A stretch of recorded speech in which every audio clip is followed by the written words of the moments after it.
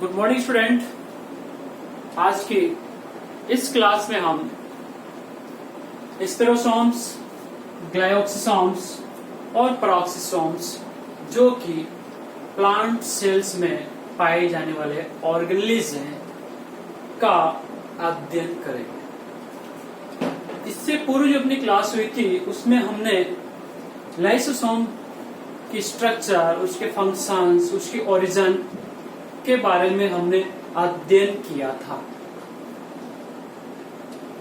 स्पेरोसोम्स, ग्लायोक्सिसोम्स और पेरोक्सिसोम्स, इनकी जो संरचनाएं होती हैं वो लगभग बराबर सी होते हैं, राउंड शेप्ड होते हैं, माइक्रोबॉडीज होते हैं, और जो प्राइमरी लाइसोसोम्स होते हैं उसके समान इनकी संरचनाएं पाई जाती हैं और इनमें भिन्न भिन्न प्रकार के एंजाइम्स के अकॉर्डिंग इनका नामकरण किया गया है। पहले हम लेते हैं स्पेरोसोम्स। ये जो स्पेरोसोम्स होते हैं, पहले इनकी उत्पत्ति मतलब पाए कहाँ जाते हैं। स्पेरोसोम्स होते हैं वो ऑयली जो सीड्स होते हैं, उन ऑयली सीड्स में स्पेरोसोम्स पाए जाते हैं। इनका जो मेन जो कार्य होता है वो होता है सिंथेसिस ऑफ फैट, वसों का संश्लेषण। जो स्पेरोसोम्स होते हैं इसकी जो सर्वप्रथम खोज की थी वो की थी डेन जियर्ड ने 1919 में और पेरनर ने 1952 में। तो 1952 में पेरनर ने बताया था कि जो स्पेरोसोम्स होते हैं उनकी जो संरचनाएं होती हैं वो लाइक लाइसोसोम के समान होते हैं, और ये जो स्पेरोसोम्स होते हैं केवल और केवल प्लांट सेल्स में पाए जाते हैं। इनकी संरचना में माइन्यूट होते हैं, सूक्ष्म होते हैं, राउंड शेप्ड होते हैं और यूनिट मेम्ब्रेन के लाइपोप्रोटीन्स के बने हुए होते हैं। इनमें जो मिलने वाले जो एंजाइम्स होते हैं उन एंजाइम्स में आते हैं hydrolase enzymes, protease enzymes, ribonuclease enzymes, phosphatase enzymes और एस्ट्रेज एंजाइम्स। तो इस प्रकार से जो स्पेरोसोम्स होते हैं, स्पेरोसोम्स में इस टाइप के एंजाइम्स प्रेजेंट होते हैं। इनका जो ओरिजिन है, इनकी ओरिजिन जो इनकी उत्पत्ति है, इनकी उत्पत्ति जो एंडोप्लाज्मिक रेटिकुलम होते हैं उसकी बर्डिंग की प्रोसेस के माध्यम से, मुकुल के माध्यम से राउंड शेप बर्ड बन जाते हैं, और राउंड शेप बर्ड में इस टाइप के जो एंजाइम्स होते हैं वो उसमें एकत्र हो जाते हैं और इस प्रकार की जो संरचनाएं होती है उसको क्या कहते हैं, स्पेरोसोम्स कहते हैं। इनका कार्य, जो स्पेरोसोम्स होते हैं, इन स्पेरोसोम्स का जो कार्य होता है collection, transport and synthesis of fatty acid. जो वसीय अम्ल होते हैं उन वसीय अम्लों का एकत्रण होता है, ट्रांसपोर्ट होता है और सिंथेसिस संश्लेषण का कार्य किया जाता है। कहाँ पर? ऑयली सीड्स में। ऑयली सीड्स में कौन कौन आते हैं? इनमें ग्राउंड नट है, मूंगफली, सरसों है और तिल है इत्यादि। जो ऑयली सीड्स होते हैं इन ऑयली सीड्स में स्पेरोसोम्स नामक संरचनाएं पाई जाती हैं जो कि इनमें फैटी एसिड्स का क्या करते हैं, एकत्रण करते हैं, ट्रांसपोर्ट करते हैं और संश्लेषण करने का कार्य करते हैं। फिर उसके बाद नेक्स्ट जो अपने माइक्रोबॉडीज में आते हैं, जो संरचना होती है वो होते हैं ग्लायोक्सिसोम्स। क्या नाम है इसका? ग्लायोक्सिसोम्स। इस ग्लायोक्सिसोम्स की संरचना का सर्वप्रथम इसकी जो खोज की थी वो की थी बीवर्स ने। किसने की थी? बीवर्स ने 1961 में इसकी खोज की थी तथा बताया था कि इस प्रकार की जो संरचनाएं होती हैं मुख्य रूप से प्लांट सेल्स में पाई जाती हैं, लेकिन कुछ एनिमल सेल्स, जो एनिमल जंतु कोशिकाएं होती हैं, उन जंतु कोशिकाओं में भी ये प्रेजेंट होते हैं। जो ग्लायोक्सिसोम्स होते हैं इनकी जो संरचना होती है वो ग्रेनुलर होते हैं, कणिकीय होते हैं, माइक्रोबॉडीज के रूप में पाए जाते हैं, और इनकी भी जो मेम्ब्रेन्स होते हैं वो यूनिट मेम्ब्रेन टाइप में होते हैं, मतलब लाइपोप्रोटीन की बनी हुई झिल्ली यहाँ पर पाई जाती है जो इसको राउंड शेप में घेरे हुए रहती है। इनकी जो साइज होती है, इनका जो आकार होता है वह 0.2 से 1.2 माइक्रोन मीटर इन डायमीटर, मतलब व्यास के होते हैं, और साथ ही इनका जो आकार होता है राउंड शेप्ड होता है, साथ ही ऑब्लेट टाइप के चपटे आकार के भी होते हैं, गोलाकार या चपटे आकार की संरचना होती है वो ग्लायोक्सिसोम्स कहलाती है। अब इस जो ग्लाइऑक्सिसोम्स है इसमें एक साइकिल होती है जिसको हम कहते हैं ग्लाइऑक्सिलेट साइकिल, जिसको C2 साइकिल भी हम कहते हैं। तो ग्लाइऑक्सिलेट साइकिल से संबंधित जो एंजाइम्स होते हैं वो ग्लाइऑक्सिलेट से संबंधित एंजाइम्स यहाँ पर ग्लाइऑक्सिसोम्स जो गोलाकार माइक्रोबॉडीज होते हैं इनमें पाए जाते हैं। कौन कौन से एंजाइम्स मिलते हैं यहाँ पर? Citrate synthetase, aconitase, isocitric ligase, malate synthetase और मेलेट डिहाइड्रोजनेज एंजाइम्स। तो ये जो एंजाइम्स होते हैं ये एंजाइम ग्लाइऑक्सिसोम्स में पाए जाते हैं।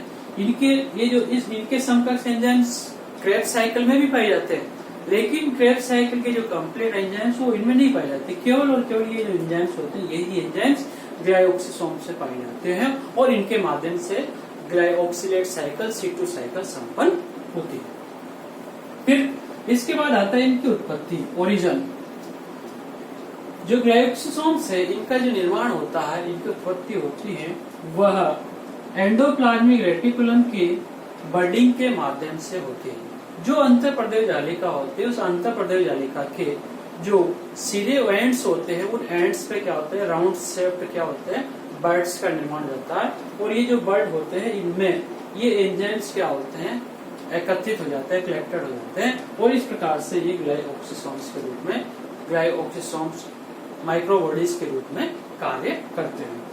साथ इसके बाद आता है वर्क, ग्लाइऑक्सिसोम्स के कार्य। ग्लाइऑक्सिसोम्स से कौन कौन से कार्य संपन्न होते हैं? इनका जो मेन जो कार्य होता है वो होता है ग्लूकोनियोजेनेसिस। क्या होता है? ग्लूकोनियोजेनेसिस।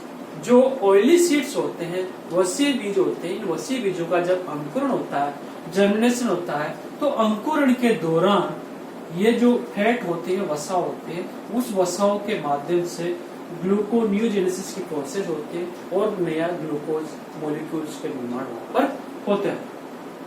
तो इस प्रकार से साथ ही जो उपापचय जो साइकिल्स होते हैं उनमें उनके लिए जो ऑर्गेनिक एसिड्स जो होते हैं, कार्बनिक जो अम्ल होते हैं, उन कार्बनिक अम्लों का निर्माण भी कहाँ होता है? ग्लाइऑक्सिसोम्स में होता है। और तीसरा कार्य हम दिखा सकते हैं कि ग्लाइऑक्सिलेट जो साइकिल होती है वो कहाँ संपन्न होते हैं? ग्लाइऑक्सिसोम्स में संपन्न होती है। फिर उसके बाद नेक्स्ट आता है अपना जो माइक्रोबॉडीज होते हैं, उस माइक्रोबॉडीज में आते हैं आपकी परऑक्सिसोम्स। परऑक्सिसोम्स की जो खोज की थी सर्वप्रथम 1965 में डी ड्यूवे तथा टॉलबर्ट ने 1969 में इनकी खोज की थी, इस प्रकार की माइक्रोबॉडीज की। और इनमें मिलने वाला जो एंजाइम्स होता है परऑक्सीडेज, इस परऑक्सीडेज एंजाइम के कारण से ही इन माइक्रोबॉडीज को हम परऑक्सिसोम्स के नाम से जानते हैं। किस नाम से जानते हैं? परऑक्सिसोम्स के नाम से हम जानते हैं। इनकी आकृति जो है वही राउंड शेप होते हैं और इनका जो व्यास होता है 0.3 से 1.5 माइक्रोन मीटर इन डायमीटर, इस व्यास के ये होते हैं। ये भी यूनिट मेम्ब्रेन इकाई कला के द्वारा घिरे हुए रहते हैं और उसके अंदर क्या पाए जाते हैं? इनके परऑक्सीडेज एंजाइम्स वहां पर प्रेजेंट होते हैं। तो ऐसे जो संरचनाएं होते हैं उन ऐसी संरचनाओं को हम क्या कहते हैं? परऑक्सिसोम्स कहते हैं। फिर इसके बाद आता है इनकी उत्पत्ति, ओरिजिन। परऑक्सिसोम्स की उत्पत्ति जो SER है, स्मूथ एंडोप्लाज्मिक रेटिकुलम जो है, चिकनी अंतःप्रदेश जालिका है, इनके जो एंड्स होते हैं, जो सिरे होते हैं, वहां पर बडिंग की प्रोसेस होते हैं, मुकुलन की क्रिया होते हैं और मुकुलन के माध्यम से बर्ड्स बन जाते हैं। और ये जो बर्ड होते हैं इनमें क्या होता है? परऑक्सीडेज एंजाइम्स वहां पर क्या होता है? एकत्रित हो जाता है और वो एक प्रकार से परऑक्सिसोम्स के रूप में कार्य करते हैं। नेक्स्ट आता है इसका वर्क, परऑक्सिसोम्स के कार्य। जो परऑक्सिसोम्स है इनका जो मुख्य कार्य होता है वो हाइड्रोजन पेरोक्साइड जैसे जो विषैले पदार्थ होते हैं, इन हाइड्रोजन पेरोक्साइड जो विषैले पदार्थ हो, इनका विघटन का जो कार्य किया जाता है, इनका विघटन का कार्य किससे होता है? परऑक्सिसोम्स से होता है। क्यों? क्योंकि परऑक्सिसोम्स में हाइड्रोजन पेरोक्साइड का विघटन करने वाले जो एंजाइम्स होते हैं, परऑक्सीडेज एंजाइम, वो इनमें पाए जाते हैं। साथ ही जो बीटा ऑक्सीडेशन की क्रिया होती है, ये बीटा ऑक्सीडेशन की क्रिया के लिए जो रेस्पॉन्सिबल एंजाइम होता है कार्निटिन एसिटाइल ट्रांसफरेज एंजाइम्स भी पेरोक्सिसोम्स में पाए जाते हैं, और ये पेरोक्सिसोम्स में मिलने वाले जो एंजाइम्स हैं इसके माध्यम से जो वसाएं होते हैं, वसाओं का क्या होता है, बीटा ऑक्सीडेशन होता है। तीसरा जो इसका इम्पोर्टेंट जो वर्क है वो होता है फोटो रेस्पिरेशन, प्रकाश श्वसन। प्रकाश की उपस्थिति में होने वाला जो श्वसन होता है उसको हम क्या करते हैं, फोटो रेस्पिरेशन करते हैं। अब जो फोटो रेस्पिरेशन होता है ये अकेला सिंगल पेरोक्सिसोम नहीं कर सकता, ये इसके अलावा दो ऑर्गेनिल्स और होते हैं, दो कोशिकांग और भी होते हैं जो इसमें साहचर्य की भूमिका निभाते हैं। उनमें जो होता है एक तो क्लोरोप्लास्ट होता है और दूसरा जो होता है माइटोकॉन्ड्रिया होता है। इस प्रकार से माइटोकॉन्ड्रिया, पेरोक्सिसोम्स और क्लोरोप्लास्ट इनके द्वारा सम्मिलित रूप से क्या होता है, ये फोटो रेस्पिरेशन की प्रोसेस संपन्न होती है।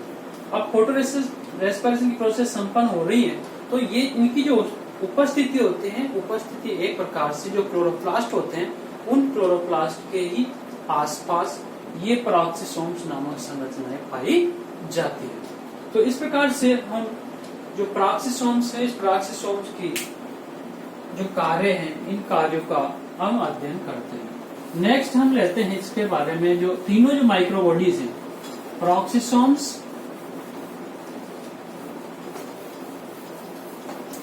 स्पेरोसोम्स और ग्लाइकोसोम्स, ये जो तीनों माइक्रोबॉडीज इनकी उत्पत्ति कैसे होती है। ओरिजिन जैसे मैंने बताया था कि जो एंडोप्लाज्मिक रेटिकुलम है, ये एंडोप्लाज्मिक रेटिकुलम कैसे होती है, इस टाइप की संरचनाएं होती है एंडोप्लाज्मिक रेटिकुलम।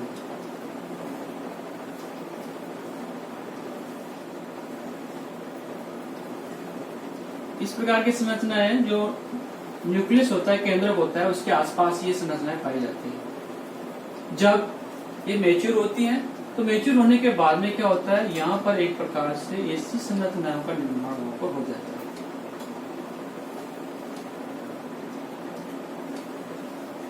अब ये क्या बन गए, एक प्रकार से बर्ड्स बन जाए। क्या बन गई है, बर्ड, मुकुल। ये जो मुकुल है क्या होता है, इसके बाद में क्या होता है, मुकुल क्या होते हैं, फ्री हो जाते हैं। इस टाइप में ये मुकुल क्या होते हैं, ये बर्ड्स क्या होती है। ये तो क्या है आपकी एंडोप्लाज्मिक रेटिकुलम। एंडोप्लाज्मिक रेटिकुलम कितने प्रकार के होते हैं, दो प्रकार के होते हैं, रफ एंडोप्लाज्मिक रेटिकुलम होते हैं और स्मूथ एंडोप्लाज्मिक रेटिकुलम होते हैं। तो इनका जो निर्माण होता है वो होता है स्मूथ एंडोप्लाज्मिक रेटिकुलम के माध्यम से होता है।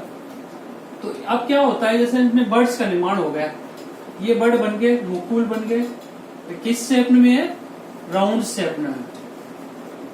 ये कैसा आकार होता है इनका, ये गोलाकार होते हैं। तो जो गोलाकार राउंड शेप में, इनमें क्या होता है, विभिन्न प्रकार के एंजाइम्स क्या होते हैं, इनमें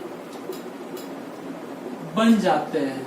और ये इनकी जो झिल्ली होती है यूनिट मेम्ब्रेन है। कैसी होती है, यूनिट मेम्ब्रेन। किसकी बनी होगी, ये लाइपोप्रोटीन्स के बने होते हैं, लिपिड्स और प्रोटीन से मिलकर वे बनी हुई होती है। और साथ ही साथ कैसी होती है, सिंगल होती है, डबल लेड नहीं होती बल्कि सिंगल लेड होती है। तो इस प्रकार से अगर इसमें जो एंजाइम्स होंगे, एस्ट्रेज होंगे, सिंथेटेज होंगे, फॉस्फेटेज होंगे, राइबोन्यूक्लियस एंजाइम्स वगैरह होंगे, तो वो संरचनाओं को हम क्या कहेंगे, स्पेरोसोम्स कहते हैं। यदि उसमें ग्लाइकोक्सिलेट साइकिल से रिलेटेड जो एंजाइम्स होते हैं वो अगर उसमें प्रेजेंट है, जैसे मेलेट, डीहाइड्रोजनेज मेलेट, सिंथेटेज है, इस टाइप के अगर सिट्रेट, सिंथेटेज है, अगर इस टाइप के एंजाइम्स अगर वहां प्रेजेंट है तो उसको हम क्या कहते हैं, ग्लाइकोक्सिसोम्स कहते हैं। और यदि वहां पर एंजाइम्स जो होता है वो अगर पेरोक्सिडेज एंजाइम्स हैं, कैसे एंजाइम, पर ऑक्सीडाइज एंजाइम्स अगर वहां प्रेजेंट हैं, तो ऐसी जो माइक्रोबॉडीज होते हैं उन माइक्रोबॉडीज को हम क्या कहते हैं, पेरोक्सिसोम्स कहते हैं। तो इस प्रकार से जो ये जो संरचनाएं होती है, तीनों संरचनाएं, इनकी उत्पत्ति होती है। Thank you.